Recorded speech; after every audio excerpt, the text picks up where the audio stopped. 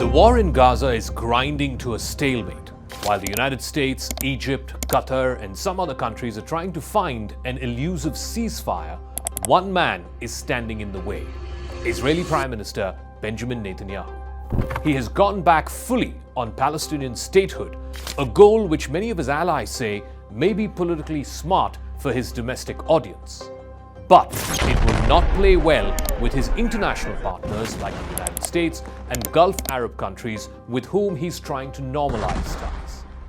In Gaza, Netanyahu is leading a military campaign to defeat Hamas and free the remaining 100-odd Israeli hostages who were captured during the October 7th attack. At home, he's fighting to keep his extreme right-wing coalition secure and clinging on to power by a thread. It has got to a point where both goals are now becoming contradictory. And on both fronts, Netanyahu is struggling. On Crux Decode, can Benjamin Netanyahu survive this war and eat his political cake too?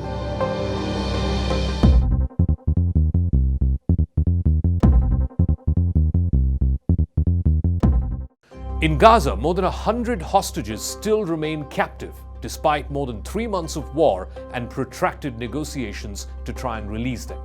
Hamas is battered, but they have not been defeated. More than 25,000 Gazans have been killed, but the war remains inconclusive. Right now, it is deadlocked. In Israel, polls show the Prime Minister would easily lose an election if one were to be held today.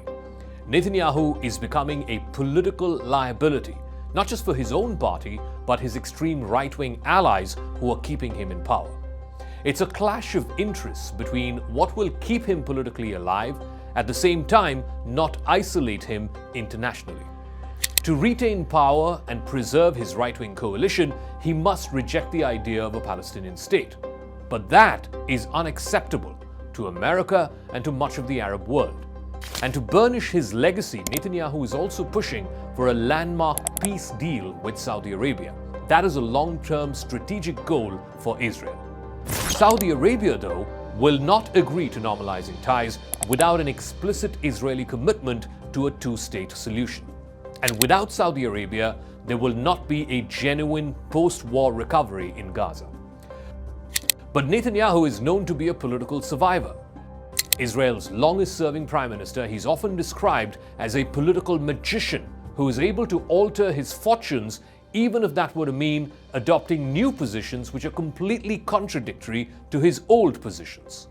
Given his long history of political survival, both his allies and his critics say it is too early to predict the premature collapse of his government before its tenure formally completes in 2026. It might be too early to write Bibi's political obituary just yet. As opposition leader back in 1996, he trailed by as much as 20 points in the polls, and he looked certain to lose in a general election. Then he waged a campaign against the Oslo peace accords. It worked. Within 6 months, he was elected prime minister. But once he assumed office, Netanyahu then reluctantly went along with parts of the Oslo Accord. He even conceded some territory to the Palestinians. In 2017, when he was being investigated on corruption charges and later put on trial, many said, "This is it. This is Bibi's political demise." That case is still going on a good 5 years later. And despite losing many of his allies, parts of his political base, he has still managed to win 4 out of the next 5 elections.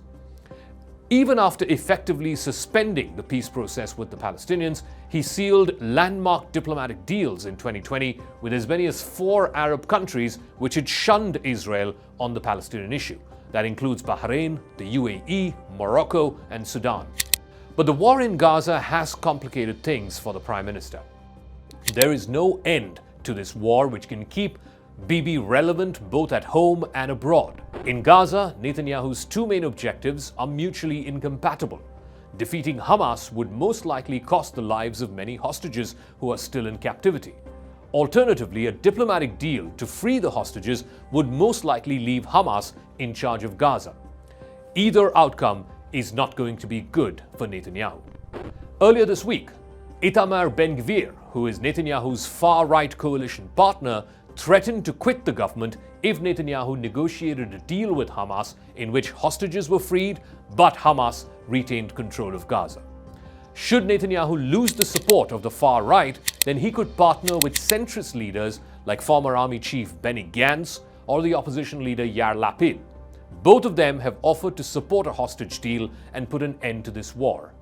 An alliance with centrist parties would also give Netanyahu the political cover to allow the Palestinian Authority, which currently runs the Israeli-occupied West Bank, to govern Gaza as well.